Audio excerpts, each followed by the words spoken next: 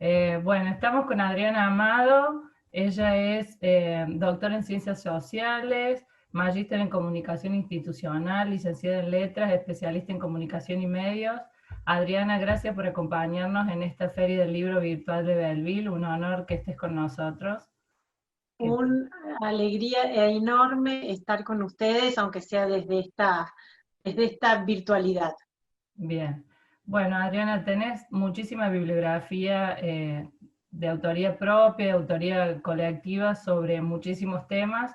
Hoy la idea era convocarte para que nos cueste un poco tu parecer sobre la información.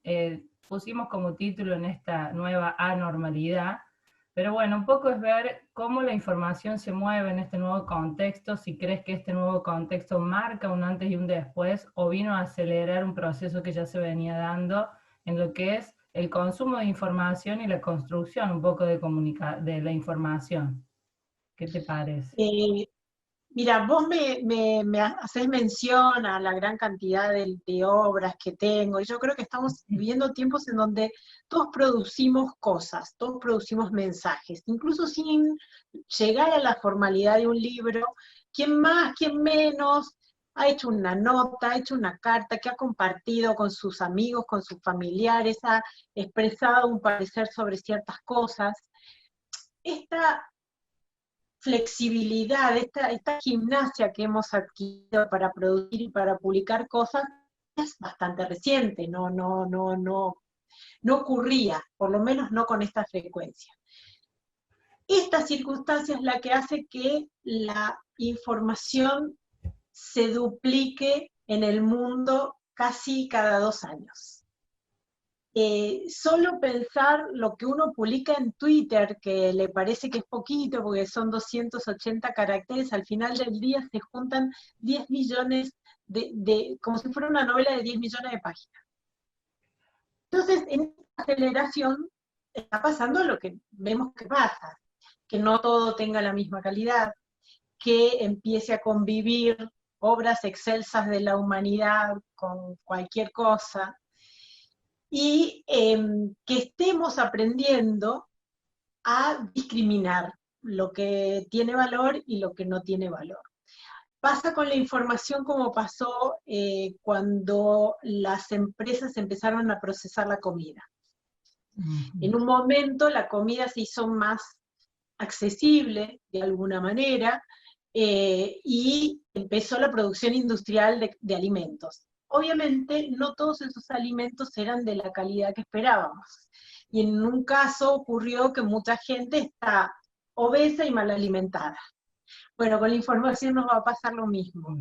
La comida procesada suele ser la más atractiva, porque tiene justamente aditivos para parecer deliciosa. Lo mismo pasa con la información poco saludable, ¿no? Viene con aditivos, con colores, con adjetivos, con afinidad a nuestras posiciones.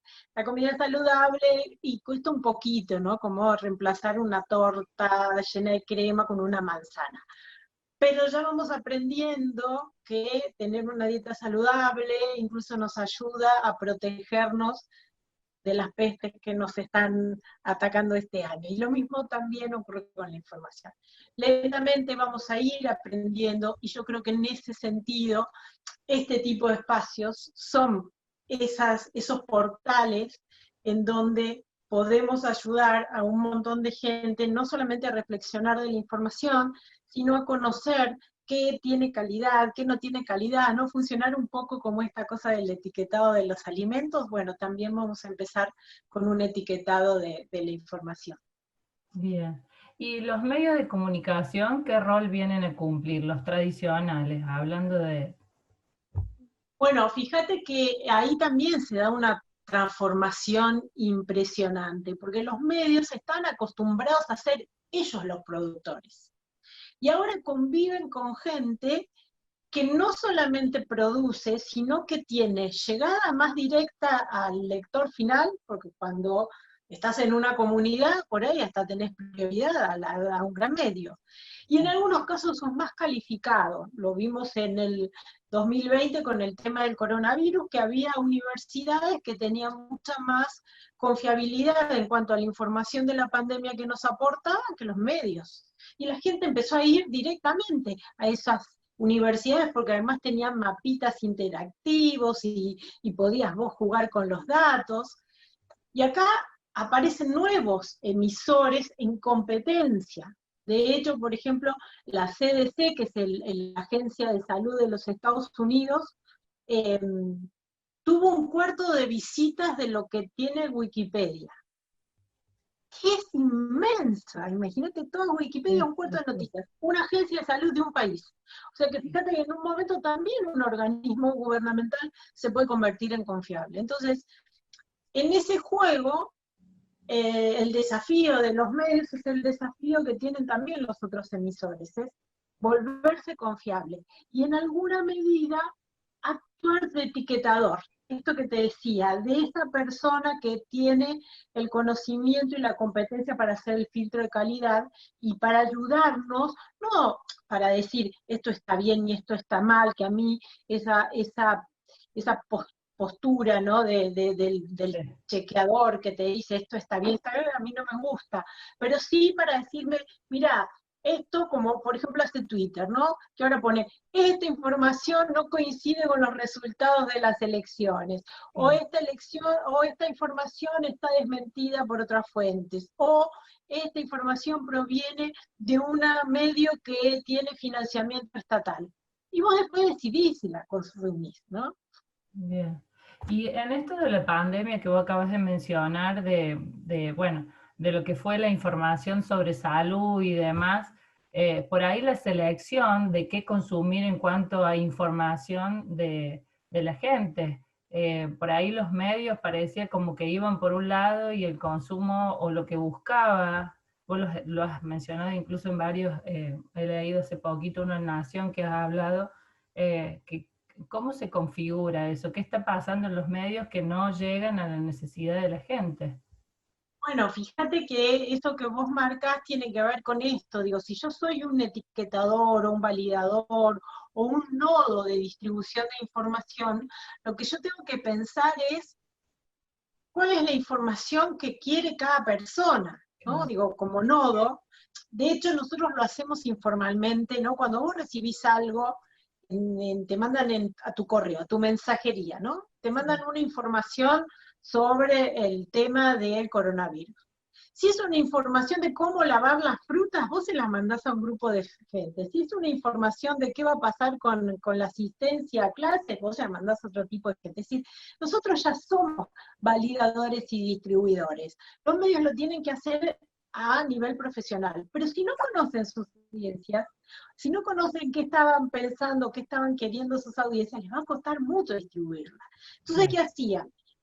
Durante el coronavirus, en lugar de traernos esta información que tenía que ver con la orientación de la vida cotidiana, no, nos pasaban el reporte diario de los muertos y cuántos se morían acá y cuántos se morían allá, que era interesante al principio. Fíjate que en un momento, nosotros al principio nos importaba si en el día morían 2 o 3 personas, ahora están muriendo de 700 por día y es como que no pasa nada. Pero también nuestra capacidad de sorpresa se agotó. Entonces, ¿tiene sentido seguir haciendo el reporte diario? No. ¿Qué es lo que estamos necesitando ahora? Bueno, ahí es donde también está el desafío del periodismo, que en lugar de tratar de poner una agenda que ya vemos que es inútil, tratar de acompañar el interés o las inquietudes de los distintos grupos sociales. Que además también pasa que ya no son todos, digo, ya no hay una opinión pública que quiere la misma cosa. Estamos hablando de comunidades con intereses diferenciados, con necesidades diferenciadas. Bueno, el acierto es justamente ver cómo se puede ir respondiendo adecuadamente para cada uno. Claro. Es como que vendría a reconfigurarse el antiguo paradigma, digamos, que eran los emisores, como que ahora tienen que ampliar su capacidad de escucha, digamos, para poder ir a cada uno de los sectores. Un poco sería como una reconfiguración, creo. Exacto, porque también tiene que ver con estas formas de comunicación más horizontales, Eso. ¿no? El paradigma de los emisores estuvo desarrollado desde una lógica de la difusión, ¿no? Ujú, Alguien tenía un diario para difundir ideas, alguien abría un portal para darse a conocer, alguien publicaba un libro para difundir ideas. Y claro. ahora lo que vemos es que la difusión entra en competencia con la conversación y que es más poderosa la conversación. Mm, De hecho, creo que la consagración tuvo que ver con que las empresas de comunicaciones que subieron sus acciones durante la pandemia fueron las videollamadas. claro. eh, que nos está hablando de estas conversaciones, múltiples conversaciones de millones de personas, pero que no están hablando de lo mismo. Entonces también eso nos desafía a pensar otras ideas, porque si antes pensábamos en una difusión hegemónica, ahora vamos a tener que hablar de una conversación fragmentada, casi entrópica, que también tiene, digo, tiene las ventajas de estas, que pone a conversar y aporta una pluralidad, pero la pluralidad también tiene Claro. eh, la aparición de grupos extremos, la aparición de comunidades que creíamos que estaban superadas, Claro. y no sé si estamos todavía pensando o acostumbrados a ese desafío. Claro.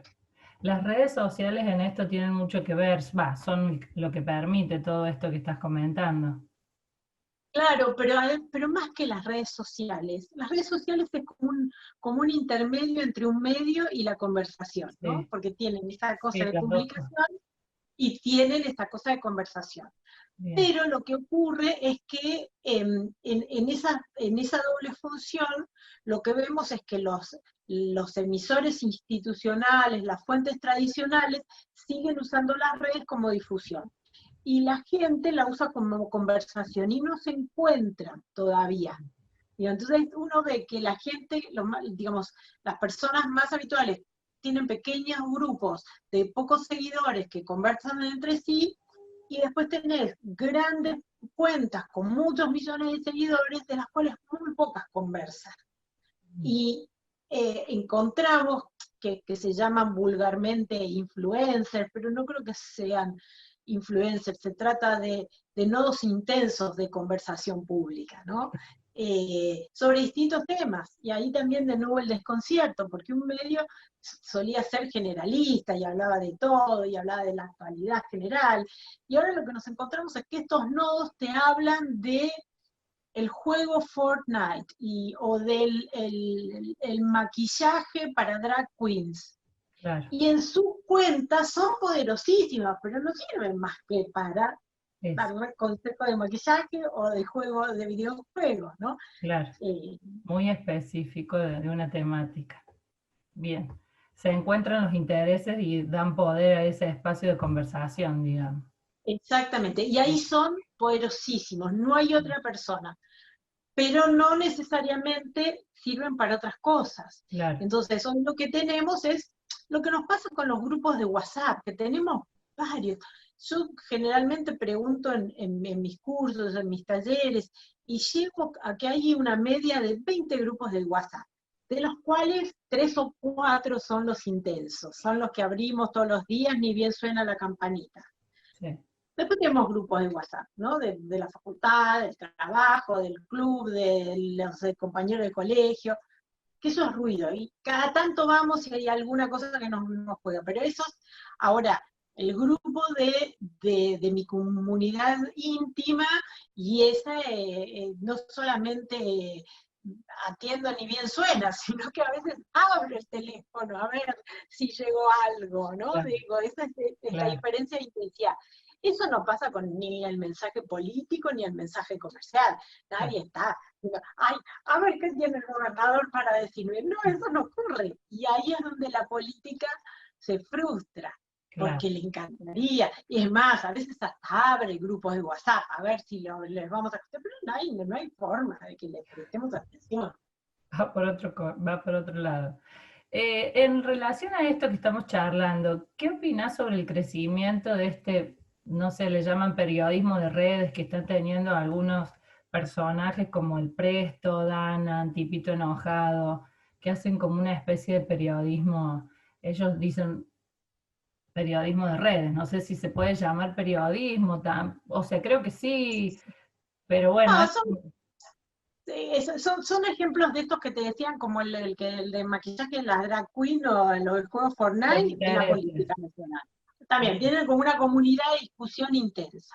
bien. No son periodistas, hay periodismo de redes y a mí me gusta mucho, hay de hecho medios digitales que son nacidos y criados en redes sociales que son maravillosos. Por ejemplo, hay uno que se llama Insider, que tienen el talento para contar cosas en 3 minutos y uno, más allá del interés que te puede ocasionar la noticia misma, es fascinante ver cómo te cuentan una historia digamos, en 3 minutos. Ujú.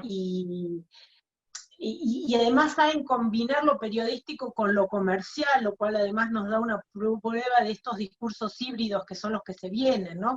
Me acuerdo, búsquenlo, que es fascinante, cómo se arma un auto BMW, que es un auto de alta gama, y uno eh, puede pensar, digo, que más, aunque nunca lo vayas a comprar, te da muchísima curiosidad porque tiene toda una cosa tecnológica y de ensamblado. Entonces, vos veías en esos 3 minutos que duraba el video una publicidad, una información acerca de dónde estaba la planta y cómo seguían trabajando y cómo se trabajaban los obreros en el COVID, tecnología, tenías sociología del trabajo, porque un poco esto que te compartía de cómo estaba todo ensamblado automáticamente, ¿no? Y dónde aparecía el hombre en esa lógica que creíamos que nos iban a reemplazar las máquinas. Entonces, es una cosa fascinante. Eso para mí es periodismo de redes. Lo Bien. que hacen estos personas son estas cuentas influencers que toman la realidad nacional que tienen una comunidad intensa, ¿no? Y en esa comunidad intensa son líderes a punto tal de que, bueno, como el Presto, digamos, tuvo ahí un movimiento social Sí. reclamándolo, intensas. Y ahí es donde yo te decía que aparecen estos grupos que son fanáticos, no solamente cosas malas, digo, Sí, sí, sí. los deportistas, los abortistas, los veganos, los animalistas, digo, y en distintas cosas, y es gente que además logra la masa crítica que no lograba en su comunidad, porque al conectar nodos distantes, Claro, incluso al decir, ay, mira, estamos protegiendo los animales como ese grupo de Noruega, ¿no? Y también te da un sentido claro, de claro. globalidad y de importancia que te piensa. ¿Eso viene a aumentar el poder ciudadano? ¿Vos crees que eso va a influenciar, digamos, las redes sociales y esta unión de intereses y la generación de estos grupos de interés? ¿Crees que aumenta el poder ciudadano para hacerse escuchar? Bueno, en estas movilizaciones que hemos tenido. eh, Sí, aumenta el poder, la participación ciudadana. No sé si es bien, poder todavía. bien. El nivel de participación y el nivel de rendición de cuentas empieza a activarse. De hecho, por ejemplo, la pandemia del 2020 fue el primer hito, yo soy parte de Poder Ciudadano, justamente la organización que lleva ese nombre, que es Exacto. parte de Transparencia Internacional, y todas las oficinas de distintos países estuvimos haciendo monitoreos de las compras públicas. Y la verdad que en el primer mes ya tuvimos reportes de corrupción. Nunca tardó tan poco. Y Claro. en distintos países, y en Argentina también pudimos demostrar que se habían hecho compras eh, sin licitaciones o lo que apareció con el tema de los precios. Digo, eso es posible gracias a la digitalización, porque vos podés pedir datos, porque vos podés pedir rendición de cuentas, porque quizás el ciudadano no, pero sí hay algún grupo que lo está monitoreando, eh, como pasó, por ejemplo, con los datos del coronavirus, que nos enteramos que Argentina había cambiado la forma de medir los contagios, cuando la Universidad de Oxford, a través de un programa que se llama Our World Data, dijo, los datos de Argentina no son confiables porque cambiaron la forma de medir. Sí. O sea, de pronto, bueno, en ese, ¿no? En ese monitoreo cruzado, aparecen cosas. Claro. Y eso creo que ya está cambiando. Pero así te decía al principio, todavía no encontramos cuál es nuestra dieta saludable, Claro, informativa. También estamos recién aprendiendo a ver qué hacemos con esto. claro. Nosotros los seres, digamos, los ciudadanos que consumimos, y creo que también los medios están buscando los contenidos, creo que, no sé si vos también leía el otro día el artículo de La Nación que publicabas, que hablabas de lo que había hecho la BBC, el tipo de contenido que había generado para esta pandemia, y creo que eso señala un poco la diferencia y esta situación de esta, no sé, postura de escucha o ponerse en el lugar del ciudadano para atraer el interés, no sé. eh, Una cosa que me encantó de la iniciativa de la BBC es que hicieron un programa de clases, pero para adultos mayores. Y pensaba que nosotros empezamos, por ejemplo, hicimos programas de televisión educativos para chicos que no ven la televisión, y claro, nos olvidamos que había un montón de adultos mayores que estaban mucho más imposibilitados de movimiento que cualquier otro sector social y que estaban necesitando también muchas lecciones de cómo programar el teléfono, de cómo hacer pedidos por WhatsApp. O sea, había una alfabetización digital de los adultos mayores que desatendimos. No hubo medio que se diera cuenta. O otra cosa que también hizo la BBC eran recetas para gente de bajos ingresos. Entonces también nosotros veíamos, teníamos programas de cocina, pero, y de hecho son de los que tienen más rating, pero no pensamos en que había mucha gente con menos ingresos que antes, con posibilidad de comprar cosas muy sencillas, y nadie les estaba enseñando cómo hacer de eso algo más saludable. Digo, claro. ahí es donde creo que los medios están perdiendo una demanda que se va para las redes. O sea, esa demanda no queda insatisfecha. Pero Claro. hoy la toman las redes sociales, la toma YouTube, y es una oportunidad que se pierde. Exacto.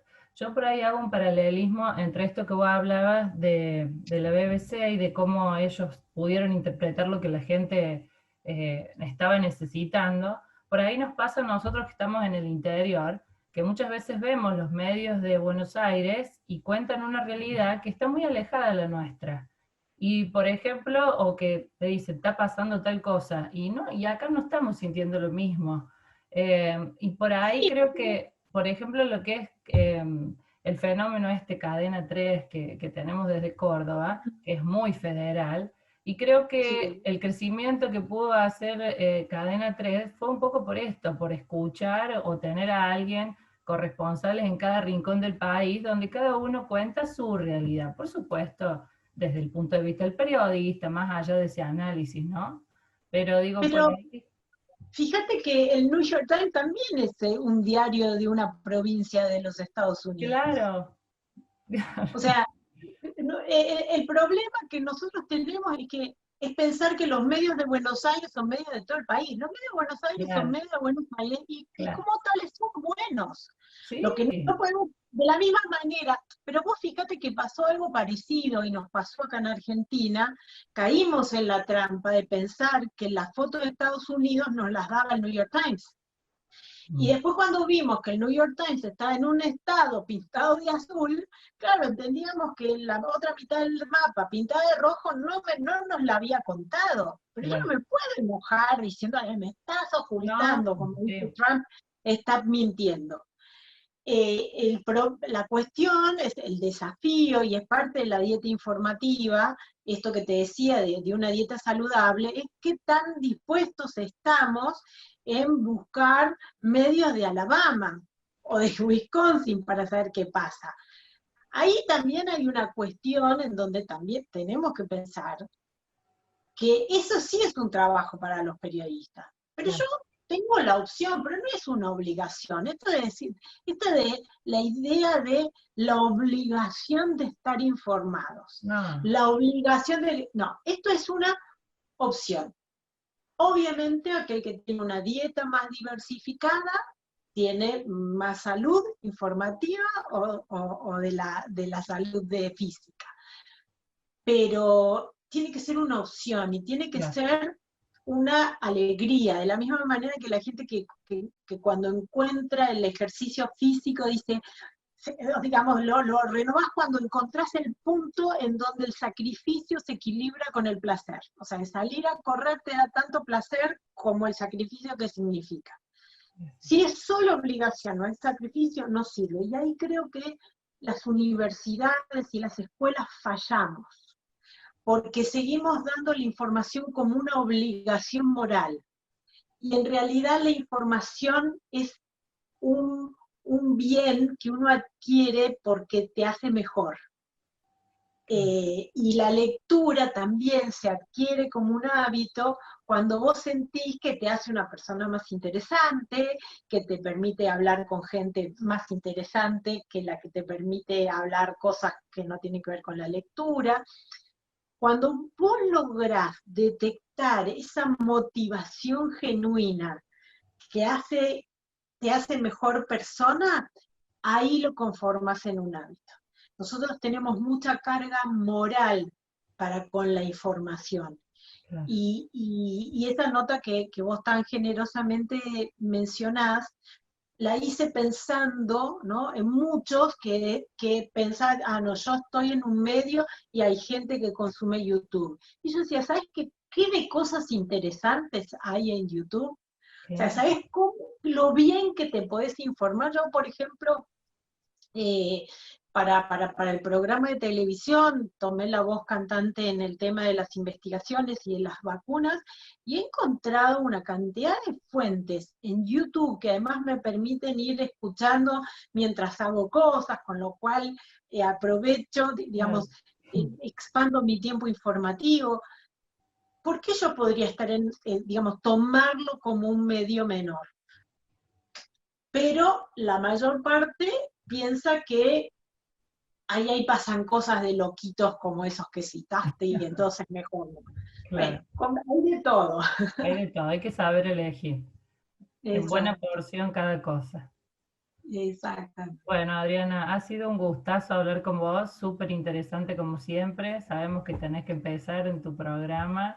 eh, de ahora, domingo también te toca, todos los días en TN, solo una vuelta más. Te agradezco muchísimo la deferencia de habernos permitido charlar un ratito con vos y como siempre, te agradezco eh, la invitación a pensar, que siempre desde cada cuestión, no imponiendo, sino invitarnos a dejar algo interesante para pensar.